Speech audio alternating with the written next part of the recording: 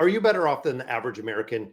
In today's video, we're going to be looking at 13 signs that show you're financially responsible, even though it might not seem like you have a lot of money. So let's go ahead and get into this. When we get into the first one, it is starting with that fully funded emergency fund. This, of course, when you start looking at individuals that are living paycheck to paycheck, having little or no money from emergencies means that you're going right back to borrowing when something should happen. And trust me, there's going to be a point in time that something will happen.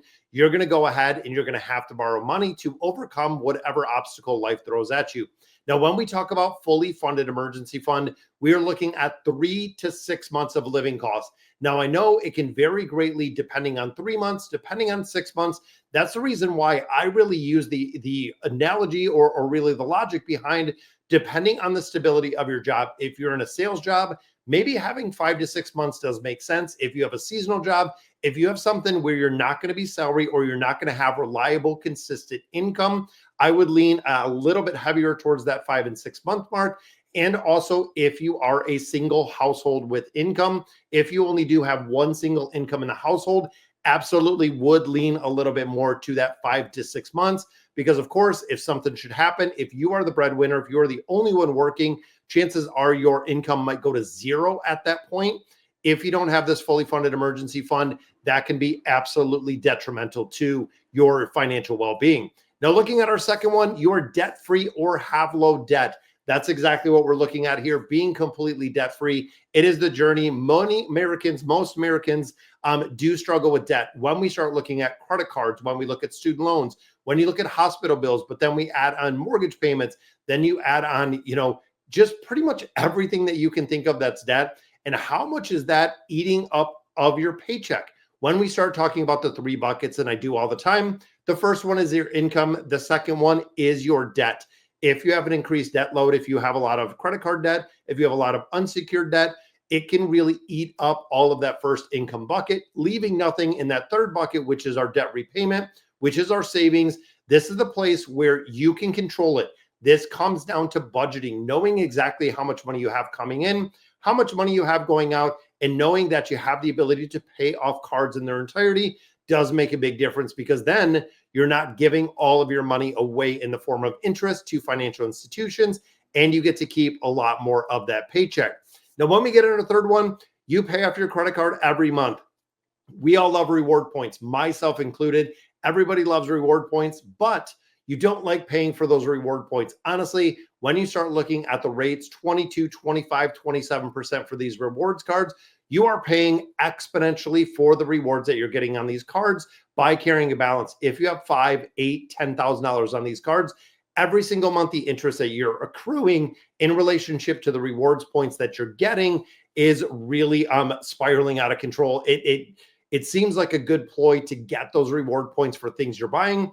But truth be known, and Dave Ramsey has said this and preached it for a while, when you're using credit cards versus using debit cards versus using cash, you spend about 18 to 20% more every single year. So thinking about that card, because people don't associate credit cards with actual money. They really don't have the psychological effect that it has when you're spending, green $100 bills, $50 bills, or you're using your debit card, which is tied to a checking account, and you only have the money that is within that checking account.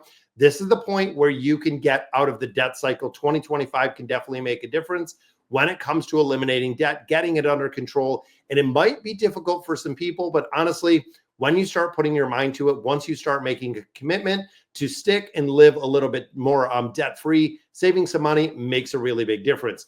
Now, the next one we get into is you save for retirement consistently.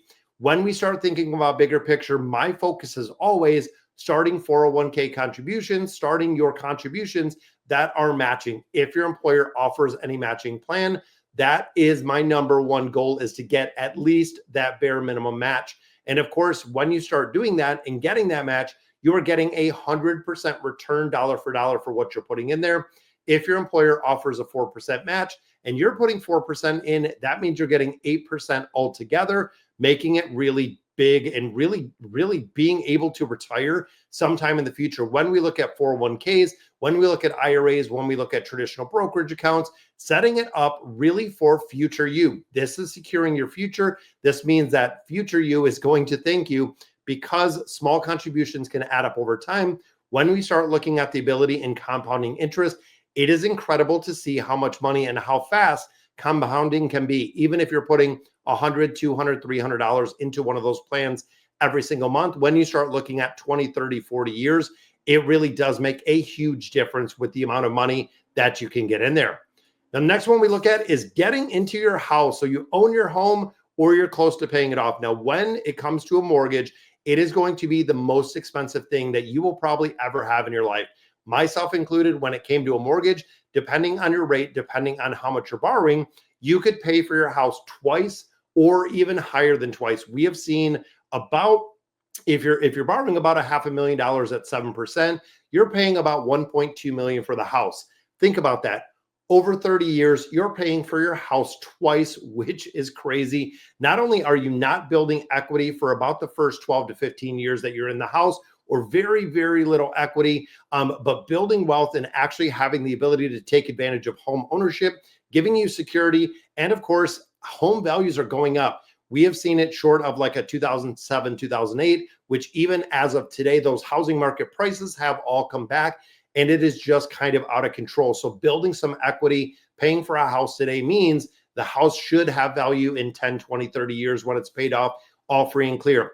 Now, one caveat to this is taking out loans. When you start looking at home equities, when you start looking at lines of credit, in my opinion, it turns that home into a liability versus being an asset, which is exactly what it should be. When you start borrowing money, when you start taking money out of there, that essentially wasn't intended to be taken out of there.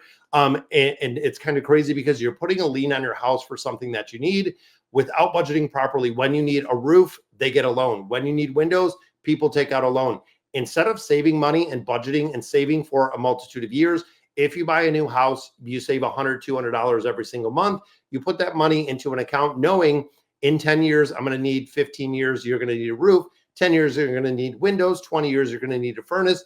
Whatever it is, if you own a home, there's going to be expenses to come with it. And that's where budgeting for those expenses really does make a big difference.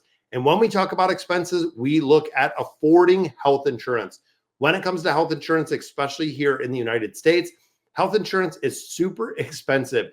But if you don't get health insurance, or if you don't have health insurance and something happens, it can be absolutely catastrophic. Where if you have to call for 911 for an ambulance or something, you go to the emergency room, you have a day or two in the hospital, all of a sudden, boom, you get hit with a $30,000 or $40,000 medical bill. That can really just absolutely devastate your finance for a multitude of years. This, of course, is having the health insurance covering or essentially prepaying for the medical costs in there completely negates it from those major financial setbacks.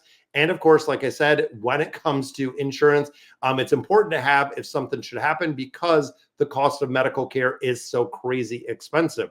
Now, when we think about traveling, this is another one that kind of is a little bit of a pet peeve for me. You can travel without going into debt. Now, for me personally, I see a lot of people within a financial institution that come in to borrow money to go on vacation. They take out a loan for 5, 6, 7 years to go on vacation.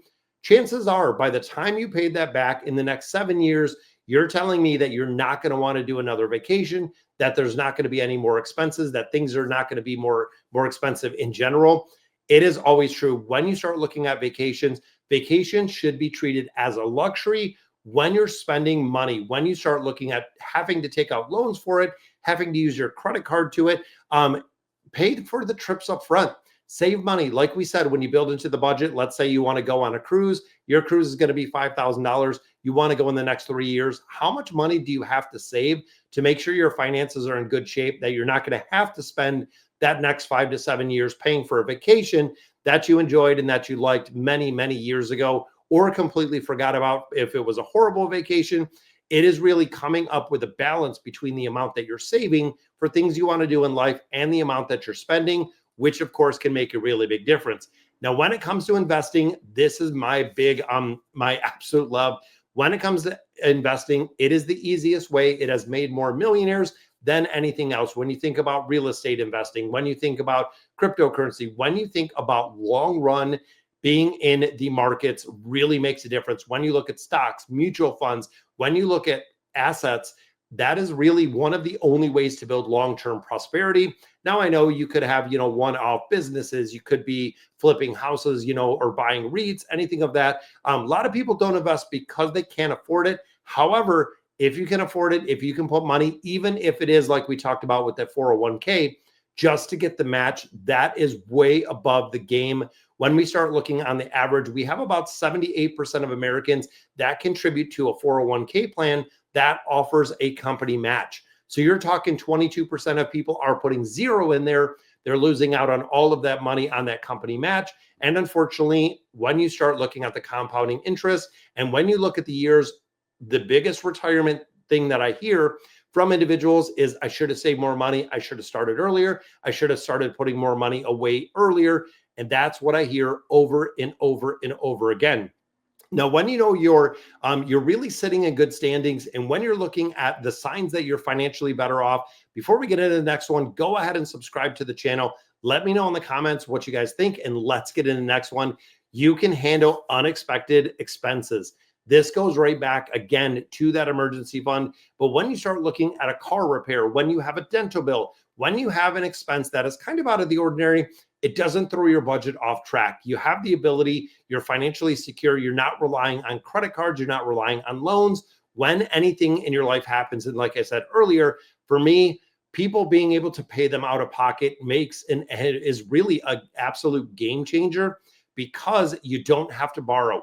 If you're going out there and you're borrowing $5,000 to $7,000, you're going to borrow it for 5 years. You're going to pay back probably another $3,000 depending on the rate back on that loan. So instead of borrowing $5,000, now you're paying back $8,000, which of course can absolutely devastate your budget when it comes to expenses. And of course, with the reliability and really being better off than average Americans, credit score.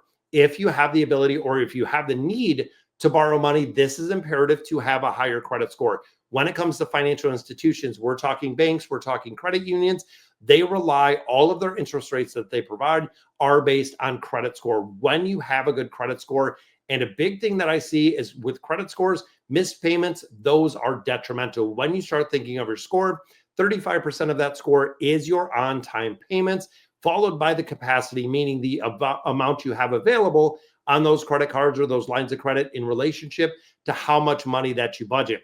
Now, if you're budgeting well, if you're paying your bills on time, you will be in good financial shape, and the credit score will reflect that if you do need to borrow money. Now, when we start getting into the big one, and this is, of course, where people have long forgotten many, many years ago, living within your means. When we start looking at lifestyle creep, when you think of keeping up with the Joneses, when you look at this, it is probably the number one biggest key factor when it comes to financial success. You can't be a person that earns $70,000 a year and spends $85,000 a year. If you're budgeting effective, if you're avoiding those lifestyle inflation or the lifestyle creep, you're going to be living within your budget or living within your means, meaning that you have money in that third bucket we talked about. With that money, you can repay debt, you can go on vacation, you can save it, you can invest it. There are so many things when you're living within your means that you have the ability, and really it gives you the power to do. If you can get to the point of generating a little bit of income, on the income, essentially in dividends and interest, you can start covering your bills. And it might start off small, 5, 10, 15 bucks. You're covering your Netflix bill from what you're getting in interest. Then you start building it up. All of a sudden you're covering, let's say, your cell phone bill with your interest. And then as it snowballs through the year, all of a sudden you're replacing 50 to 100% of your income in its entirety with the dividends and with the interest that we see from investing, which is kind of crazy. Now, when we get into paycheck to paycheck, this is one of the big ones. When you start looking, roughly 50% of Americans say they do live paycheck to paycheck with little to no savings. If there was an unexpected expense of roughly $1,000, it would derail their finances in their entirety. So if you missed a paycheck, what kind of situation would you be in? So think about, even if there was an error, if your employer didn't pay you, if you had a job loss, it shows how secure you are in your position and how you can handle financial really hurdles as they come. Having a financial cushion really keeps you from living paycheck to paycheck, or have to be really strapped when something does happen outside of the ordinary, which again could completely derail. And now when we think about Dave Ramsey going back, you give to charity and you help others financially. This is huge. Even if you cannot do it monetary wise, even if you're not giving them money, being able to help, able to offer your support, really just not believing it, but believing in it, but the way that it changes the way you feel.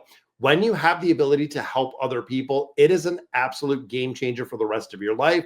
It gives you just such a good sense of well-being, demonstrates you're financially secure if you're giving back, not only to you, but around, to all those around you. If you can help somebody that is in need and really give it and pay it forward, it is a game changer the way that you feel. And not doing it really for selfish reasons, but doing it for the sheer enjoyment of helping people. And that's exactly the business we're in, people helping people, and it really does make a difference. Sorry, guys. So that is going to do it for today's video. 13 signs you're financially better off than the average Americans. So let me know in the comments what you guys think. And as always, thank you guys for watching.